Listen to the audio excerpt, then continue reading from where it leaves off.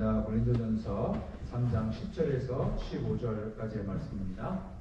한 절씩 서로 교독하겠습니다. 내게 주신 하나님의 은혜를 따라 내가 지혜로운 건축자와 같이 터를 닦아 둠에 다른 이가 그 위에 세우나 그러나 각각 어떻게 그 위에 세울까를 조심할지니라. 이 닦아둔 것 외에 능히 다른 터를 닦아둘 자가 없으니 이 터는 곧 예수 그리스도라. 만일 누구든지 금이나 은이나 보석이나 나무나 풀이나 짚으로 이 토 위에 세우면 각 사람의 공적이 나타나는데 그날의 공적을 밝히리니 이는 불로 나타나고 그 불이 각 사람의 공적이 어떠한 것을 시험할 것이니라. 만일 누구든지 그 위에 세운 공적이 그대로 있으면 상을 받고 누구든지 그 공적이 불타면 해를 받으리니 그러나 자신은 구원을 받되 불 가운데 가는 것 같으리라. 아멘. 많은 분들이 기억하시겠지만 1994년도에 성수대교가 무너졌습니다. 그 사고로 인해서 32명이 사망했고 17명이 큰 부상을 입었습니다. 그리고 그 다음해인 1995년에는 서울 강남 한복판에 삼풍백화점이 무너져서 500명이 넘는 많은 사람들이 사망했고 1,400명이 넘는 사람들이 큰 부상을 당했습니다. 이 성수대교가 무너지고 삼풍백화점이 무너지는 이 일이 우연이었을까 필연이었을까? 두말할 것도 없이 필연이었습니다. 일어나지 않아야 할 일이 일어난 것이 아니라 반드시 일어날 수밖에 없었던 일이 일어난 거죠. 성수대교나 삼풍백화점은 건축할 그 당시부터 어느 시점에선가 무너질 수밖에 없는 한계를 갖고 있었던 건데 그 이유는 뭐냐면 건축자들의 탐욕 때문입니다. 성수대교나 삼풍백화점을 시공하는 가운데 건축자들이 규정한 대로 건축하지 않은 거죠. 반드시 사용해야 할 재료를 사용하지 않고 그와 유사한 것을 사용하거나 사용해야 할 만큼의 재료를 쓰지 않고 그거보다 적게 씁니다. 이유는 그렇게 하면 자신들에게 막대한 이익이 생기고 우선 당장은 특별한 문제가 될 것이 없기 때문에 그렇습니다. 엉터리로 시공을 해도 겉으로 보기에는 튼튼해 보이기 때문입니다. 그런데 아무 문제 없고 튼튼해 보이는 그 시간은 그렇게 길지 않았던 거죠. 어느 시점에 이르자 맥없이 무너지고 만 거예요. 그 피해는 건축자들이 규정을 지키지 않고 채운 탐욕과는 비교할 수 없을 정도로 컸습니다. 무고하게 죽어간 수백 명의 생명은 돌이킬 수 없는 것이 되고 말았습니다. 오늘 우리가 함께 읽은 이 본문의 말씀을 통해서 바울은 고린도 교회를 향해서 교회의 지체들은 모두 다 건축자라고 말해요. 우리 각자가 우리 자신을 거룩한 교회로 세우는 건축자이며 교회 공동체를 세우는 건축자라는 것입니다. 그러면서 바울은 현재 고린도 교회 사람들이 어떤 건축자인지를 진단해주고 모두가 다 지혜로운 건축자가 되어야 한다는 사실을 강조해요. 이제 우리 모두 함께 바울 사도가 고린도 교회를 향해 전하는 이 메시지를 통해 과연 지혜로운 건축자는 어떤 사람인지 우리를 향해 주시는 주의 음성을 함께 들을 수 있기를 바랍니다. 본문 10절에 보면 지혜로운 건축자라 하는 말이 나오는데 여기서 지혜롭다는 말은 숙련되다 혹은 능숙하다 그런 의미예요. 그리고 건축자라는 말의 의미는 건축 현장에 수많은 건축자들이 있지만 그 중에서 우두머리를 말해요. 건축의 모든 것을 계획하고 책임지는 사람을 말합니다.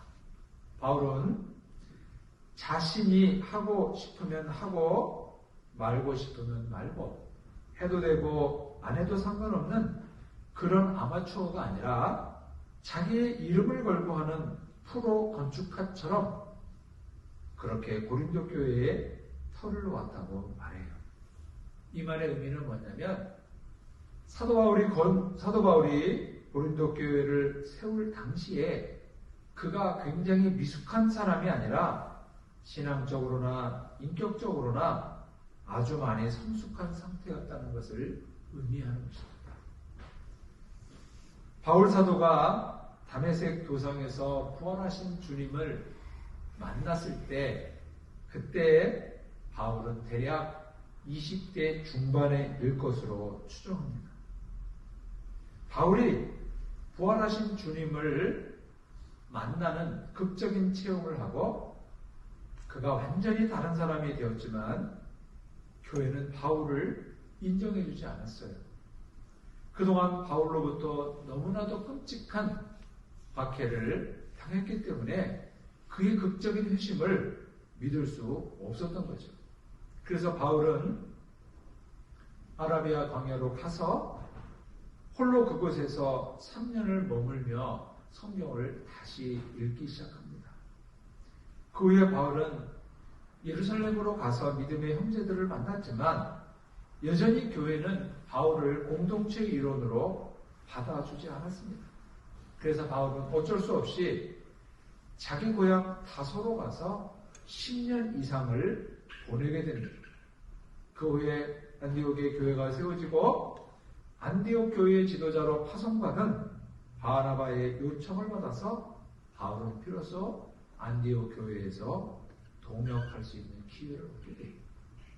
그러다가 안디옥 교회 파송으로 바울은 바나바와 함께 갈라디아 지역으로 제1차 선교 여행을 떠나고 돌아와서 몸을 추스른 이후에 다시 2차 선교 여행을 떠나게 됩니다.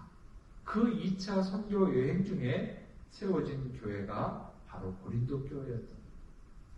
이런 모든 과정들을 종합해 보면 사도 바울이 고린도 교회를 세웠을 당시는 그가 예수 그리스도를 만난 지 적어도 20년이 지난 때였습니다. 바울은 예수 믿은 지 20년이 지나며 그는 산전수전을 다 겪습니다. 수많은 좌절과 인생의 굴곡을 다 지나게 돼요. 그 과정을 지나면서 바울은 왜 예수가 인생의 주인인지, 왜 예수가 아니면 안 되는지를 분명히 깨닫게 되었던 것이죠. 그렇기 때문에 바울은 고린도 교회를 세울 당시 자신을 지혜로운 건축자 같았다고 말하는 것이죠. 여러분, 많은 그리스도인들이 암송하는 여호와는 나의 목자시니 라는 구절로 시작하는 유명한 시편 23편이 있습니다. 이 시편 23편을 10살 된 그리스도인이 암송할 때의 느낌과 수많은 인생의 역경을 지난 80대 그리스도인이 암송했을 때의 느낌은 절대로 같지 않습니다. 저는 중고등학교 다닐 때 교회에서 목사님이나 전도사님들로부터 인간은 죄인이다, 심지어 죄덩어리다, 그런 말을 참 많이 들었는데 그때 당시에는 별 느낌이 없었습니다. 신학교 다니면서 인간이 왜 죄인인지 이론적으로 배웠을 때도 동의는 됐지만 요즘처럼 공감이 가지는 않았어요. 그런데 요즘에는 인간이 죄인이라는 사실에 대해서 제가 젊었을 때 느꼈던 느낌과는 아주 많이 다릅니다. 다른 사람 필요 없고 저 자신만 봐도 인간은 죄인이고 하나님의 은혜가 아니면은 결코 온전할 수 없다는 것을 가슴으로부터 느끼게 됩니다.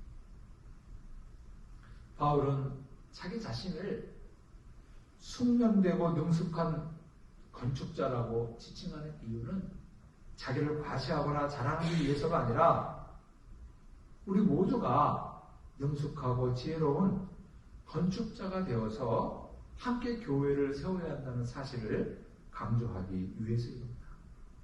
여러분들 말씀드리지만은 교회는 건물이 아니라 사람입니다. 지금 우리가 사용하고 있는 이 건물은 엄밀하게 말하면 교회가 아니라 예배당이에요.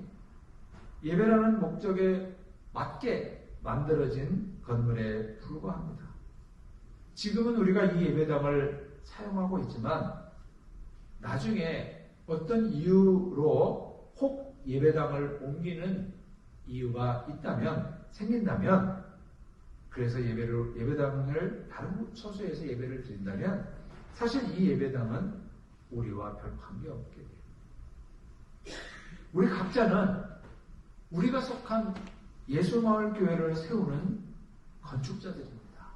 그리고 동시에 우리 각자는 우리 각자를 주님의 거룩한 교회로 세워가는 건축자들입니다. 그렇기 때문에 우리 모두가 지혜로운 건축자가 될 수 있도록 서로가 서로를 돕고 배려해야 한다. 그러면서 사도 바울은 지혜로운 건축자가 될 수 있는 비결 하나를 더 말해주는데 그것이 바로 하나님의 은혜입니다. 사도 바울은 자타가 공인하듯 참 유능한 인물이고 다양한 영적인 체험이 있고 풍성한 인생의 경륜이 있는 사람입니다. 그런데 그러한 인간적인 유능함과 다양한 영적인 체험과 경륜만을 앞세운다면 지혜로운 건축자가 되기보다는 그 반대일 수 있어요. 다른 사람을 인정하지 않고 협력하지 않고 독불장군이 되어 교회를 세우기보다는 의도와는 다르게 교회를 허물 수도 있다는 얘기입니다. 개인적인 유능함과 영적인 체험과 경륜 그것보다 앞세워야 할 것이 하나님의 은혜라는 것. 하나님의 은혜에 개인적인 유능함, 다양한 영적인 체험, 풍성한 경륜이 더해질 때 공동체를 세우고 각자 자기 자신을 그리스도의 교회로 세우는 지혜로운 건축자가 될 수 있다는 것입니다. 본문 12절에 보시면 지혜로운 건축자는 예수 그리스도라는 터 위에 집을 지을 때 금, 은, 보석 같은 재료를 사용하지만 어리석은 건축자는 나무, 풀, 집과 같은 재료를 사용한다고 말합니다. 금, 은, 보석과 같은 재료는 변하지 않고 영원하다는 특징이 있습니다. 금은 보석에 열을 가하면 일시적으로 녹아서 액체가 되지만 형태만 달라지는 것이고 본질은 그대로 있습니다. 그러나 나무, 풀, 칩과 같은 재료는 쉽게 변하고 일시적이에요. 그리고 거기에 열을 가하면 재가 되고 형태도 없이 사라지고 맙니다.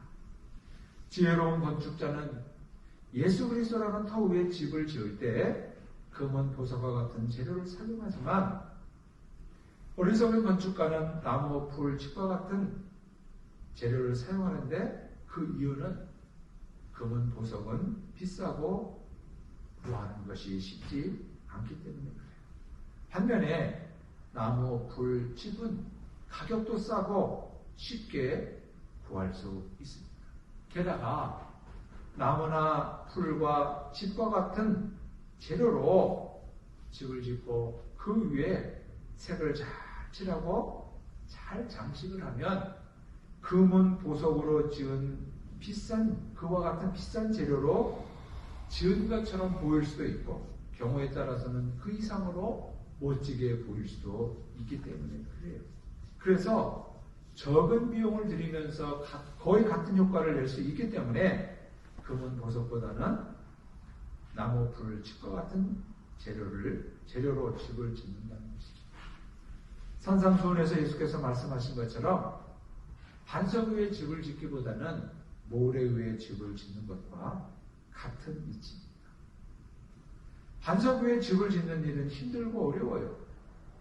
우선 땅을 깊이 파서 그 땅 밑이 반석인지를 확인해야 돼요. 땅 밑이 반석이 아니라면 땅을 깊이 파서 기초공사를 아주 튼튼하게 해서 인위적으로라도 반석으로 만들고 그 위에 집을 져야 합니다. 그러려면 시간도 많이 걸리고 비용도 아주 많이 듭니다. 그래서 많은 사람들이 그 과정을 생략하고 모래 위에 집을 짓습니다. 모래 위에 집을 지으면 땅을 깊이 팔 필요도 없고 기초공사를 튼튼히 할 필요도 없습니다.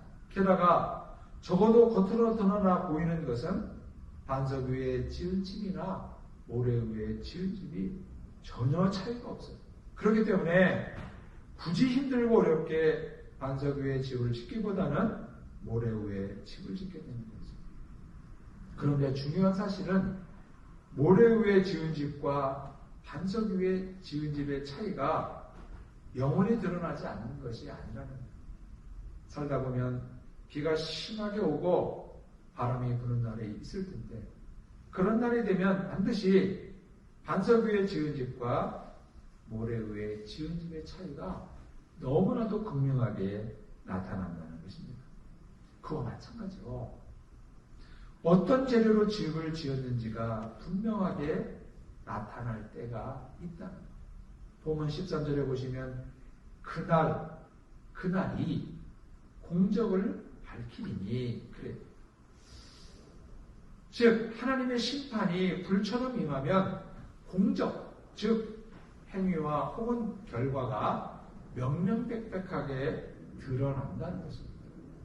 어떤 사람이 금은 보석으로 예수 그리스도 터 위에 집을 지었는지, 과연 어떤 사람이 나무, 풀, 집으로 그리스도의 터 위에 집을 지었는지가 너무나도 분명하게 드러난다. 그리스도의 터 위에 나무, 풀, 짚으로 집을 짓고 그 위에 색칠을 하고 치장을 잘해서 금은 보석으로 지은 것보다 더 화려하고 멋져 보일 수도 있지만 불같은 심판이 임하면 한 줌의 재로 변하고 만납니다. 그렇다면 구체적으로 금은 보석으로 집을 짓는다는 것과 나무, 풀, 짚으로 집을 짓는다는 것은 무엇일까?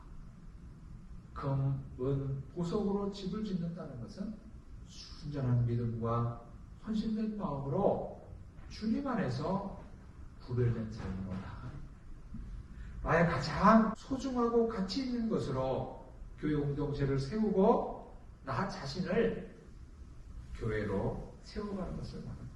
반면에 나무, 풀, 짚으로 짓는다는 것은 우리 삶에서 그렇게 중요하지 않은 것입니다. 내게 꼭 필요하지 않은 것으로 교회 공동체를 세우고 나를 세워가는 것을 말하는 것이죠.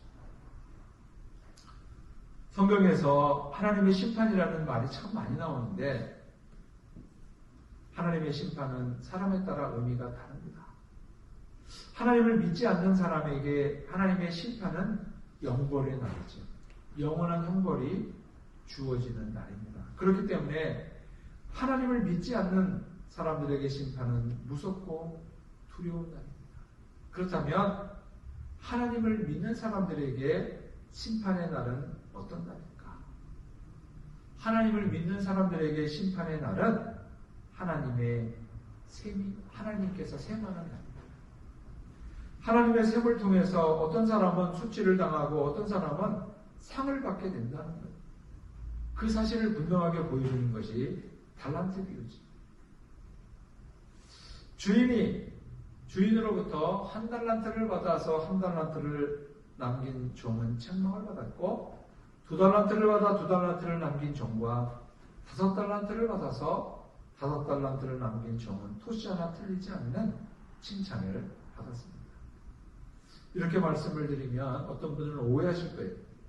그럼 우리가 믿음으로 구원을 받는 것이 아니라 행위를 통해 구원을 받는다는 말입니다.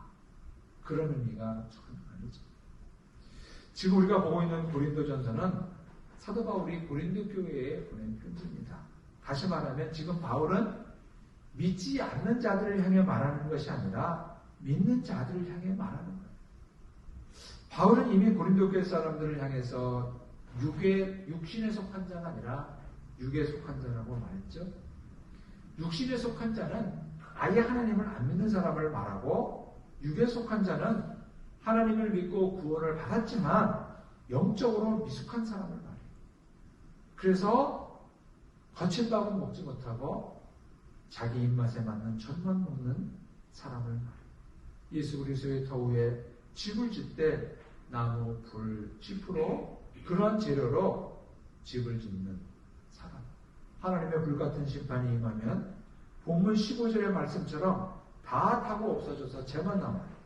그런 사람들은 구원을 받지만 불 가운데 받는 것 같으리라. 즉 부끄러운 구원을 받게 될 것이라는 말입니다. 예수 그리스도의 터 위에 집을 짓되 금, 은, 보석 참으로 귀하고 가치 있는 것으로 교회 공동체를 세우고 자신을 교회로 세워가는 사람은 심판의 날에 그 진 면목이 드러나게 될 것입니다. 그래서 하나님의 상급을 받게 될 것입니다. 성경에는 상급이라는 말이 참 많이 나오는데 특별히 예수께서 제자들에게만 말씀하셨다는 산상수훈에 상급이라는 말이 많이 나옵니다. 그런데 하나님께서 주시는 상급이 구체적으로 어떤 것인지는 분명하지 않지만 상급이 있는 것은 분명합니다. 우리는 이 땅에 사는 동안에는 어떤 사람이 정말 복 있는 사람인지, 어떤 사람이 정말 믿음이 좋은 사람인지 불분명합니다. 그래서 많은 사람들이 세상적인 지위가 높고 부유하고 명예를 가진 것을 복이라고 생각하는 경향이 굉장히 강합니다. 한동안 그러한 경향을 강조했던, 그래서 한동안 맹위를 떨치다 요즘은 좀 주춤해진 신학이 소위 번영신학. 번영신학을 추종했던 목회자들은 자기가 누리는 부와 명예, 학위를 강조해요. 그래서 설교할 때도 박사학위 가운을 입고 설교해요. 그러면서 교인들을 향해 설교할 때 내가 하나님을 잘 믿어서 이렇게 복을 받았는데 당신들도 하나님을 잘 믿으면 나처럼 복 받을 것이라는 식의 설교를 했었습니다. 대표적인 인물이 LA 지역 제가 살았던 수정교회 크리스탈처의 로버트 슐러 목사 같은, 지금 로버트 슐러 교회의 그 수정교회는 그렇게 번성했지만 지금은 없어졌습니다. 만일 이 번영신학의 관점에서 본다면 사도 바울은 지지리도 복을 못 받은 사람. 번영신학의 관점에서 본다면 바울은 하나님의 복과는 상관없는 사람. 그는 예수 믿고 명예도 잃었고 부도 잃었어요. 그는 예수 믿고 몸에 질병이 생기고 늘 핍박을 받으며 살았습니다. 바울이 뭐라 말합니까? 심판의 날이 되면 모든 것이 명명백백하게 드러날 거예요. 어떤 사람이 참으로 복된 사람이고 어떤 사람이 참으로 복이 없는 사람인지, 어떤 사람이 참된 믿음을 가진 사람이고 어떤 사람이 참되지 않은 믿음을 가진 사람인지, 어떤 사람이 금, 은, 보석으로 교회 공동체를 세우고 자신을 세운 사람인지, 어떤 사람이 나무나 풀, 짚으로 교회 공동체를 세우고 자신을 세웠는지가 분명하게 드러난다. 여러분, 우리가 계란을 믿을 때 어떤 계란이 유정란이고 어떤 계란이 무정란인지 구별할 수 있는 사람이 있습니까? 그런 사람은 없어요. 병아리를 탁 뒤집어가지고 이게 암놈인지 순놈인지 구별하는 것은 훈련을 통해 된다 그래요. 근데 계란을 놓고 그렇게 구별할 수 있는 사람은 없습니다. 그런데 어미닭이 20여일을 품고 보면 분명하게 돼요. 유정란에서는 노란 병아리가 나오고요. 무정란은 썩어서 돌아버립니다. 여러분, 한겨울에 나무를 보면 저 나무가 죽은 나무인지 살아있는 나무인지 구분이 안 돼요. 그런데 봄이 되면 명백하게 구분이. 살아있는 나무에서는 새싹이 나고 죽은 나무는 그냥 죽은 채로 남아있습니다. 여러분 이제 말씀을 정리하려고 합니다. 바울은 고린도 교회를 향해서 육에 속한 자라 책망했어요. 하나님을 믿고 구원은 얻었지만 그냥 영적으로 미숙하다는 것입니다.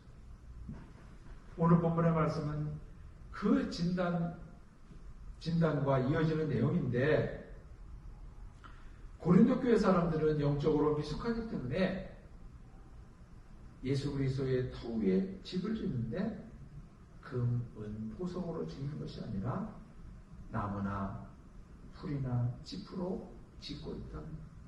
그런데 언젠가는 명명백백하게 드러날 거라는 것입니다. 근데 고린도 교회 사람들이 금이나 은이나 보석으로 집을 짓지 않고 나무나 풀이나 짚과 같은 흔한 것, 언제든지 구할 수 있는 것으로 집을 짓는 또 하나의 이유는 하나님의 상급에 대한 소망이 없기 때문입니다. 여러분 우리가 상의 가치는 상을 주시는 분에 따라 그 가치가 결정이 되죠. 대통령이 주는 상과 동네 반장이 주는 상이 어떻게 같겠어요? 전혀 다르죠. 고린도 교회 사람들은 하나님께서 상 주시는 분이시는 그것에 대한 기대가 없어요. 그것에 대한 기대가 없다는 것은 뭐냐면 하나님을 은근히 무시하는 거죠. 여러분 어떤 분들은 대통령이 상을 주어도 자기 마음에 안 들면 그 대통령이 주는 상을 거부해요. 그것은 자기는 그 사람을 인정하지 않고 그 상의 가치를 인정하지 않는다는 것이 되는 거죠. 우리가 하나님이 상 주시는 분이심을 믿는다면 그리고 내가 지금 예수 그리스도의 터 위에 금, 은, 보석으로 공동체를 세우고 나 자신을 교회로 세워가는 사람인지 아니면 나무나 풀과 짚으로 세우는지 이것이 불같은 하나님의 심판이 임할 때 명명백백하게 드러나고 그날에 내 구원이 부끄러운 구원이 되지 않고 내가 상받는 자가 될 것을 믿고 소망한다면 우리는 지금 금, 은, 보석으로 주의 교회를 세워가고 나 자신을 그렇게 세워갈 것이라는 겁니다. 그러나 하나님께서 상 주시는 분이라는 것을 믿지 않고 하나님께서 주시는 상에 대한 가치를 크게 느끼지 않는다면 나는 여전히 이 땅에서 귀하고 소중한 금, 은, 보석으로 공동체나 나 자신을 교회로 세워갈 이유는 없는 거죠. 쉽게 구할 수 있고 별 가치 없고 내가 없어도 내가 갖지 않아도 살 수 있는 흔한 것 나무나 풀이나 짚으로 하나님의 교회를 그리고 나 자신의 교회로 세워가는 것.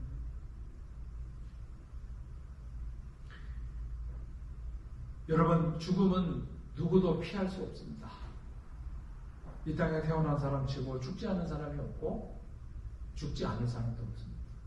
그와 마찬가지로 하나님의 심판도 모두에게 피할 수 없는 것입니다. 믿지 않는 자들에게는 영벌에 처해지겠지만 믿는 자들에게 그 심판은 하나님의 생하십니다. 어떤 사람은 구원을 받되 부끄러운 구원을 받을 것이고 어떤 사람은 구원을 받되 하나님의 상과 함께 구원을 받게 됩니다. 달란트의 비유처럼 여러분 우리가 하나님께서 주실 그 상급을 기대하면서 나무, 풀, 집이 아니라 금, 은, 보석으로 우리가 속한 예수마을교회를 세워가고 우리 각자를 주님의 영광스러운 교회로 세워가는 지혜로운 건축자들이 되어야 합니다. 그날에 불같은 하나님의 심판이 임할 그날에 모든 것이 명명백백하게 드러날 것입니다. 그날에 누가 정말로 하나님의 어떤 사람인지, 그날에 누가 정말로 하나님을 향한 믿음이 진실한 믿음이 있는 사람인지 드러나게 될 것입니다. 우리 각자가 그날을 상 주실 그 예수 그리스도 그리고 심판하실 그분을 기억하며 검은 보석으로 예수마을교회를 세워가고 우리 각자를 영광스러운 주의 교회로 세워가는 그 은총의 주인공들이 되시기를 축복합니다. 참으로 좋으신 하나님 우리 아버지, 주님의 귀하신 은혜와 은총을 감사합니다. 주님은 우리에게 은혜를 주시고 복을 주시지만 저희들은 그 하나님을 잘 믿지 못할 때가 참 많이 있습니다. 겉으로 드러나 보이는 것이 동일하다 하여 우리는 나무나 풀과 짚으로 주의 교회를 세우고 우리 자신을 교회로 세워가고 있지는 않습니까? 주님, 언젠가는 드러나게 명명백백하게 드러날 터인데 우리가 가장 소중하고 귀한 금과 은과 보석으로 우리 예수마을 교회를 세워가고 우리 자신을 주의 영광스러운 교회로 세워가는, 그래서 미숙함을 벗고 성숙함으로 나가는 은총의 주인공들이 되게 하여 주옵소서. 주님의 심판의 날 상받는 자들이 다 되게 하여 주옵소서. 정말 주님의 심판 때에 우리가 참다운 복 있는 자이었던 것을 드러날 수 있도록 은혜로 같이 하여 주옵소서. 예수님의 이름으로 기도하옵나이다.